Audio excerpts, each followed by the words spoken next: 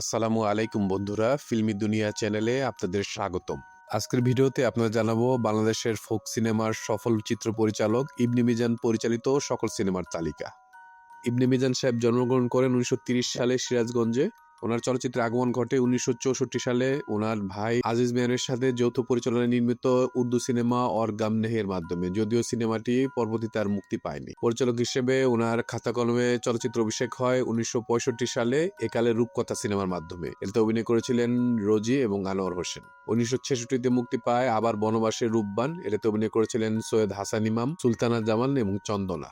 একই বছর মুক্তি পায় আরেকটি সিনেমা জরিনা সুন্দরী। এটাতে অভিনয় করেছিলেন সুজাতা আব্দুল মান্নান, চন্দনা এবং সুচন্দা। 1967-তে মুক্তি পায় জঙ্গলি মেয়ে। এটাতে মূল চরিত্রে অভিনয় করেছিলেন শাবানা আজিম এবং পাপিয়া।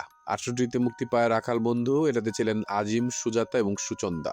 একই বছর মুক্তিপ্রাপ্ত একটি সিনেমা শহীদ তিতুমির বাঁশের কেল্লা। এটাতে অভিনয় করেছিলেন আনোয়ার হোসেন, আজিম এবং সুজাতা। 1970-এ মুক্তি পায় পাতালপুরীর রাজকন্যা। এটাতে ছিলেন সুজাতা, আজিম, চন্দনা এবং আব্দুল মান্নান। 1970-এ মুক্তিপ্রাপ্ত একটি সিনেমা নাগিনীর প্রেম। এটাতে অভিনয় করেছিলেন আজিম, সুজাতা, আনোয়ার হোসেন সহ আরো অনেকে। 1970-এ মুক্তি পায় আমির সদাগর ও ভেলুয়া সুন্দরী। এটাতে অভিনয় করেছিলেন আজিম, সুজাতা, সবিতা সহ আরো অনেকে। 1970-এ মুক্তিপ্রাপ্ত আরেকটি সিনেমা কত যে মিনতি। এটাতে ছিলেন কবরী, নায়করাজ আব্দুর রাজ্জাক, আনোয়ার হোসেন সহ আরো অনেকে।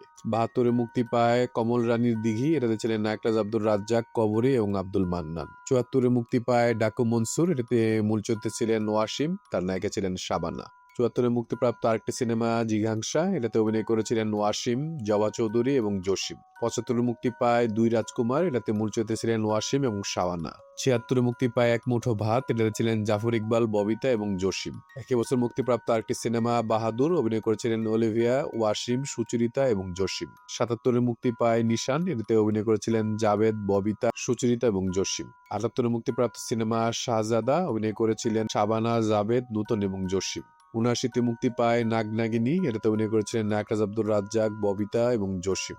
80-তে মুক্তিপ্রাপ্ত সিনেমা তাজ ও তলোয়ার। এটাতে অভিনয় করেছিলেন ববিতা, জাভেদ এবং নূতন। একই বছর মুক্তিপ্রাপ্ত সিনেমা জঙ্গলি রানী। এটাতে অভিনয় করেছিলেন ববিতা এবং টিটো মিজান। 80-তে মুক্তিপ্রাপ্ত একটি সিনেমা বাগদাদের চোর। এটাতে অভিনয় করেছিলেন জাভেদ, ববিতা, জসিম সহ আরো অনেকে। 81-তে মুক্তি পায় রাজ নর্তকী। এটাতে অভিনয় করেছিলেন নায়করাজ আব্দুর রাজ্জাক, নূতন, এটিএম শামসুজ্জামান সহ আরো অনেকে। 83-তে মুক্তি পায় লাইলি মজনু। এটাতে ছিলেন নায়করাজ আব্দুর রাজ্জাক, ববিতা, আলমগীর এবং নূতন। 84-তে মুক্তি পায় পুনর্মিলন। এটাতে অভিনয় করেছিলেন ফারুক, রোজিনা, প্রবীর মিত্র সহ আরো অনেকে। 84-তে মুক্তিপ্রাপ্ত সিনেমা চন্দনদ্বীপের রাজকন্যা। এটাতে অভিনয় করেছিলেন অঞ্জু ঘোষ, ওয়াসিম, জাভেদ এবং ডলি চৌধুরী। 85-তে মুক্তি পায় রাজকুমারী। এটাতে ছিলেন ওয়াসিম, অঞ্জু ঘোষ, জাভেদ এবং নূতন।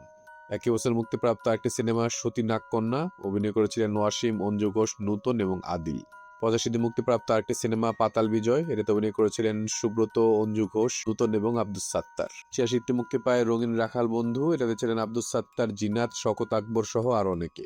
86-তে মুক্তিপ্রাপ্ত আরেকটি সিনেমা রাজবধূ। এটাতে ছিলেন জাভেদ, সুচন্দা, জিনাত এবং আব্দুস সাত্তার। 87-তে মুক্তি পায় বসন্ত মালতী। এটাতে অভিনয় করেছিলেন অঞ্জু ঘোষ, জাভেদ, সেলিনা সহ আরো অনেকে। 87-তে মুক্তিপ্রাপ্ত আরেকটি সিনেমা রঙিন জরিনা সুন্দরী। এটাতে অভিনয় করেছিলেন সুচরিতা, ওয়াসিম, নিশাত সহ আরো অনেকে। 87-তে মুক্তি পায় আরেকটি সিনেমা বাহাদুর নওজোয়ান। এটাতে ছিলেন মাহমুদ কুলি, অঞ্জু ঘোষ, শওকত আকবর সহ আরো অনেকে।